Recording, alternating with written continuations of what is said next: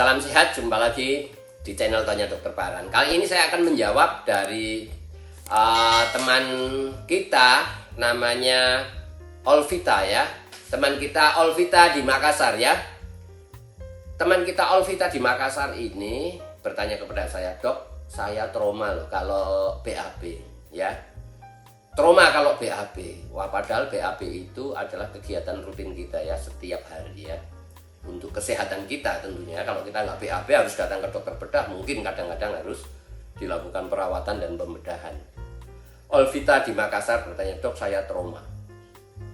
Sebelum saya menjawab mengapa kok trauma ya, BAB itu padahal sesuatu yang harus ya,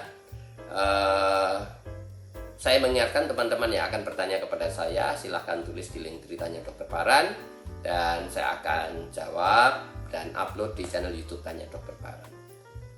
Ya, kembali kepada teman kita di Makassar ini ya, Olvita yang bertanya, "Dok, saya trauma kalau BAB." Mengapa trauma? Karena kalau BAB sangat nyeri sekali. Sehingga kalau datang waktunya BAB rasanya ketakutan, trauma ya. Memang betul, yang namanya visura ani kalau itu menjadi kronis dan cukup parah itu nyeri sangat luar biasa. Berbeda dengan basir dalam ya. Basir dalam yang menakutkan adalah perdarahannya. Walaupun kalau perdarahan itu sangat ringan itu derajatnya dibanding kalau keluar benjolan. Tetapi kalau visura ani itu nyerinya. Perdarahannya juga terjadi tetapi ringan ya. Yang dominan adalah nyerinya ya. Teman kita di Makassar itu sampai trauma ya. Saya menyarankan begini ya. BAB tidak boleh keras ya, harus makan banyak serat, sayur, buah cukup minum ya, olahraga cukup ya, jalan ya. Dan kemudian kalau masih keras ya mungkin harus minum obat pelunak kotoran yang sirup ya, 1 sendok makan malam hari supaya BAB-nya besok lunak ya. Dan ingat bahwa BAB setiap hari itu membuat BAB kita lunak ya. Makannya justru yang kasar-kasar, yang berserat. Kebalikan ya, kita makan kasar, BAB-nya lunak. Kita makan lunak yang lembut-lembut, BAB-nya jadi keras. Ya, itu fisiologinya. Mengapa kalau BAB-nya kalau makannya itu kurang serat, yang lunak-lunak misalnya makan bubur, maka sisa makanannya itu sedikit. Sementara usus besar itu akan mengeluarkan secara otomatis bila sisa makanannya itu bergumpal-gumpal banyak. Oleh sebab itu kalau makan bubur sisa makannya sedikit, maka dikumpulkan dulu 2-3 hari sesudah ada sisa makanan di usus besar kita gumpal, itulah merangsang usus besar untuk mengeluarkannya. Jadi prinsipnya sensornya itu kalau dia teregang karena ada kotoran yang besar, maka dia memeras untuk keluar. Kalau kotorannya itu sedikit, dia diam aja, tidak ada rangsangan untuk mengeluarkan sensornya itu, sensor usus besar kita. Jelas ya. Jadi semakin kita makan makanan yang tidak dicerna seperti sayur, serat, maka sisa makanannya itu banyak sekali, menggumpal-gumpal, maka cepat dikeluarkan. Kalau cepat dikeluarkan itu airnya belum sempat diserap lagi oleh usus besar, sehingga kotorannya itu banyak airnya sehingga lunak. Jelas ya.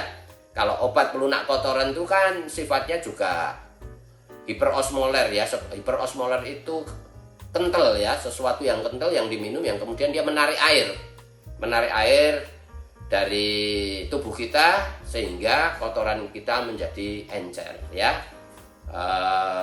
Prosesnya seperti itu. Yang pertama, BAB tidak boleh keras ya. Kemudian rendam air hangat ya untuk membuat sirkulasi darahnya baik. Dan kemudian di celah lukanya itu kalau tidak mau operasi, saya menyarankan ditetesi obat ya. Obatnya nanti jabri ke saya ya, karena saya tidak boleh promosi ya ini ya. Nanti jabri saya aja,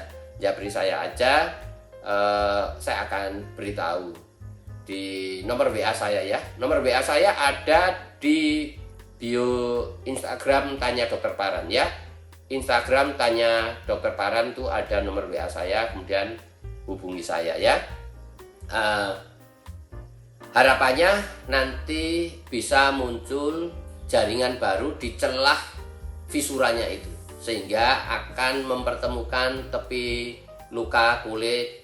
Kalau ini ada jaringan yang rata yang menutupi celah luka visura aninya, kemudian terjadi epitelialisasi ya. Kira-kira itu Alvina ya, Alvita di mana? Alvita di Makassar ya. Silakan japri kepada saya ya. Sebetulnya nanti saya akan membuat ya forum untuk kita berdiskusi tentang penyakit-penyakit atau masalah-masalah di anus di acara yang namanya Insight with Dr. Paran Bagionoto ya. Saya akan membatasi 20 atau 30 orang saja yang setiap acara, supaya waktunya cukup ya, karena 20-30 untuk berdiskusi itu sudah memerlukan waktu 1 jam, 1,5 jam ya, supaya kita bisa tahu masalah-masalah yang kita alami ya, sehingga saya bisa senang membantu teman-teman untuk bisa memecahkan masalah yang kita alami ya. Nah, sementara silahkan tulis di link ceritanya Dokter Paran bila ingin bertanya, dan saya akan jawab upload di channel YouTube Tanya Dokter Paran.